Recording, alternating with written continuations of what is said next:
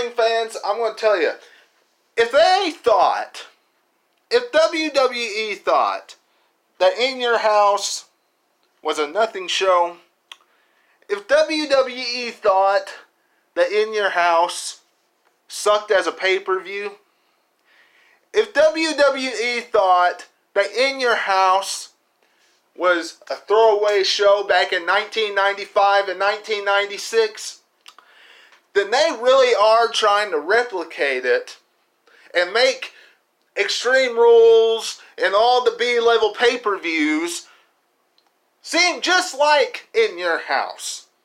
Because, wrestling fans, after seeing what we saw tonight, I'm seeing an In Your House feel and look, okay, again, for 3 weeks at Extreme Rules. Okay, wrestling fans, can't get much In Your House feel and back in time as what we see as the main event in Becky Lynch and Seth Rollins taking on Baron Corbin and Lacey Evans. We're going to dive into that right here tonight on the Monday Night Raw review, including the Undertaker's return to the WWE and R-Truth being a 9-time 24/7 champion, AJ Styles versus Ricochet, all that plus so much more we're going to dive into right here today on the podcast. But before we do that, you all make sure you share and like this video. Become a subscriber today. It would be much appreciated. And leave me a comment down below. Thank you very much if you do. And thank you for tuning in to this podcast. Now, Monday Night Raw. Let's just start right out of the gate. Seth Rollins, Becky Lynch, Baron Corbin, who none of us like, and Lacey Evans. The last time it is being booked that we have to see these individuals face each other for their respective championships. Mixed tag team action. Now, if you go back in time to, I think it was In Your House Winner Take All, we had the tag team champions in the WWE. It was Yokozuna and Owen Hart, and they took on Big Daddy Cool Diesel, the WWE champion, and Shawn Michaels, the Intercontinental champion. If Shawn Michaels got pinned, then whoever pinned him came IC champ. Vice versa for, same thing for Diesel. Vice versa. If they pinned Yokozuna and Owen Hart, they became the tag team champions. That's what this kind of reminds me, okay, wrestling fans? And I am glad that this is the last time we have to see these rivalries. And then after Extreme Rules, we are moving on. Which doesn't surprise me a bit, because I'm sure come SummerSlam that's when we're going to see Brock Lesnar cash in on Seth Rollins, which we're all cringing on.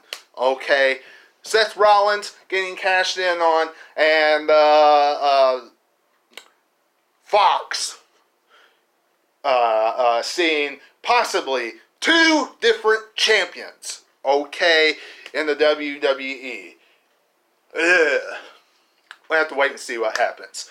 But that's what we are coming to expect for Extreme Rules in the main event of Extreme Rules. Now, the return of the dead man, the Phenom, the Undertaker, wrestling fans. The Undertaker came during the 2-on-1 handicap matchup. Shane McMahon, the worst in the world, and Drew McIntyre taking on Roman Reigns. The Undertaker saving Roman Reigns. Number one, how much sense did this make? Alright, for those of you out there, this is the only thing that I'm complaining about on this entire podcast. The only thing. And I know that surprises you all because The Undertaker is my favorite superstar of all time. Favorite. There is nobody that comes closer as far as my favorite superstar. But this doesn't make any sense. The Undertaker helping Roman Reigns out. They were in a rivalry. And outside of a house show, what has The Undertaker done as far as helping Roman Reigns? Nothing. Absolutely nothing. That's number one. Number two, The Undertaker's only there to help pop ratings through Extreme Rules. And number three, how many more nods? How many more and the Barry Horowitz pats on the back does Roman Reigns need from legends? Because that is what this is. So not only is he beating The Undertaker, he's getting the pats on the back by teaming with The Undertaker. Not only at a house show in New York, but now on a pay-per-view. That is what this proves. That's it. I don't know. Some of you are not going to like what I just said, but in reality, that is the only reason why The Undertaker's there. And I can't believe that I'm sitting here griping about it, because I never gripe about The Undertaker being on TV. But, whatever. R-Truth, 9-time 24/7 champion.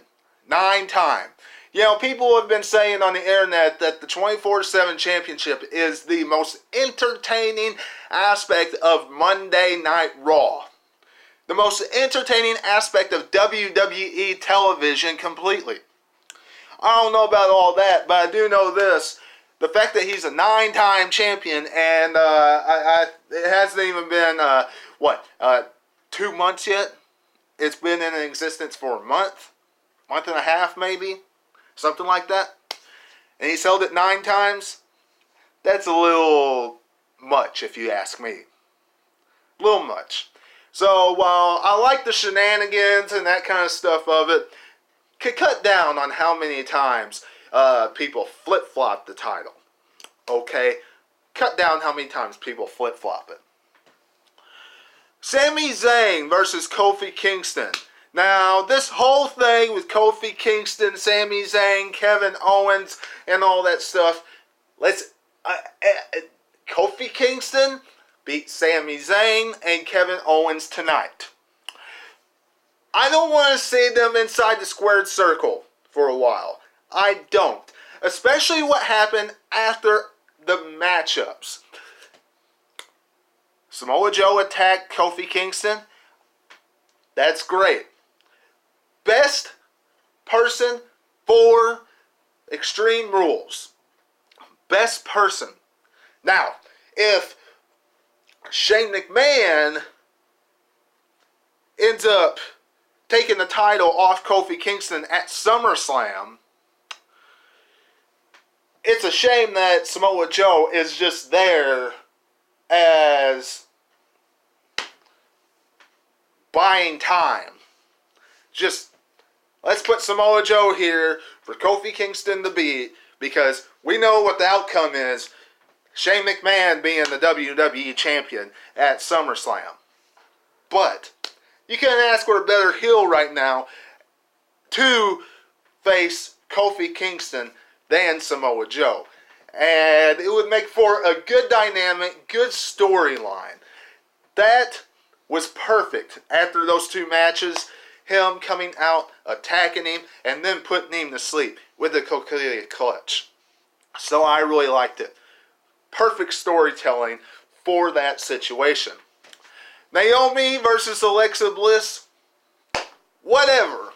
Naomi and Natalya versus Alexa and Nikki Cross.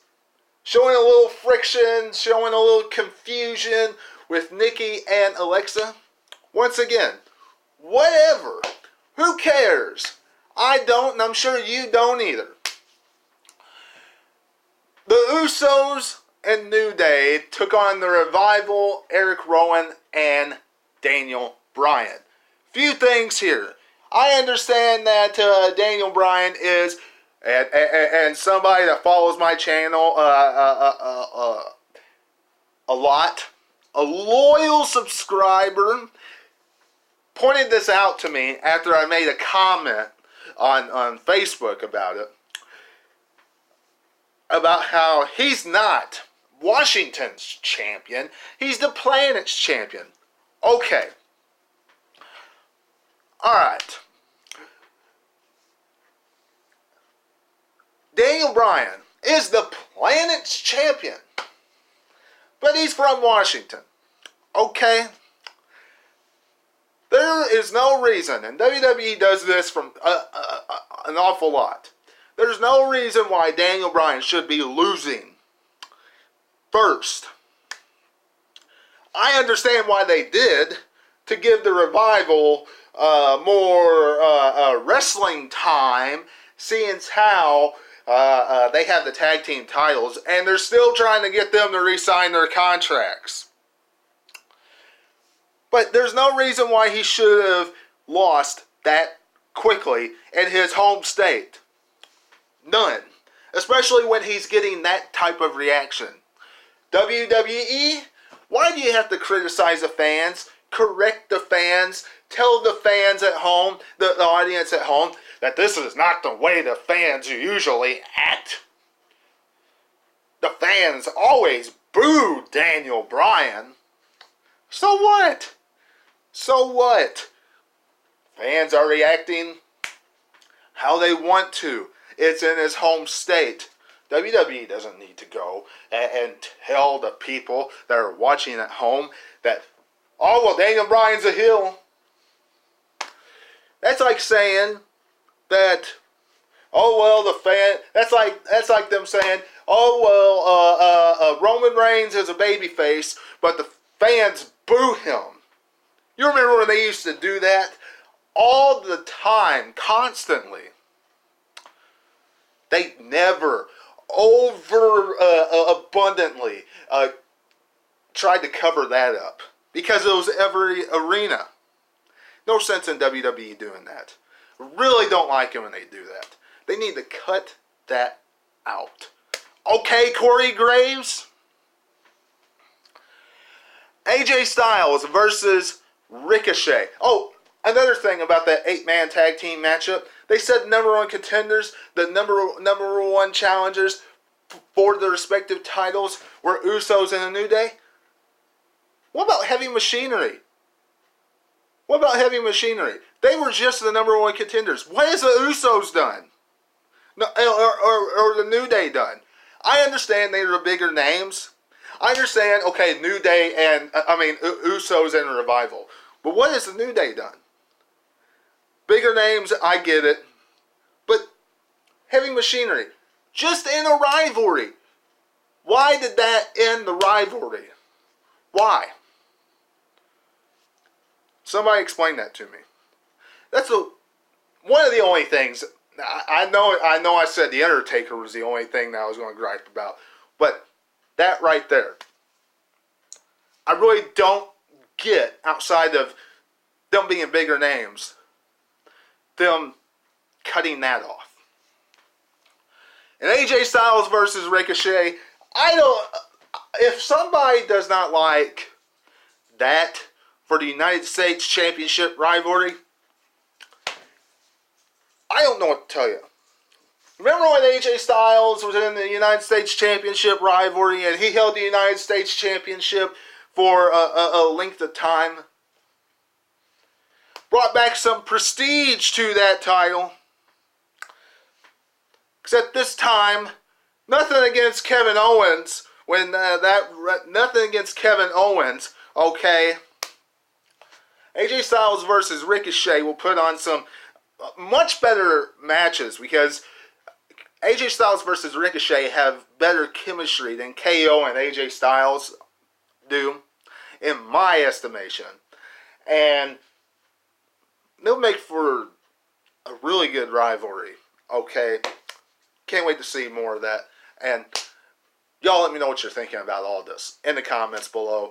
Make sure you give me a big thumbs up amongst everything else I mentioned at the beginning of this podcast. And hit the square box down below to become a subscriber today.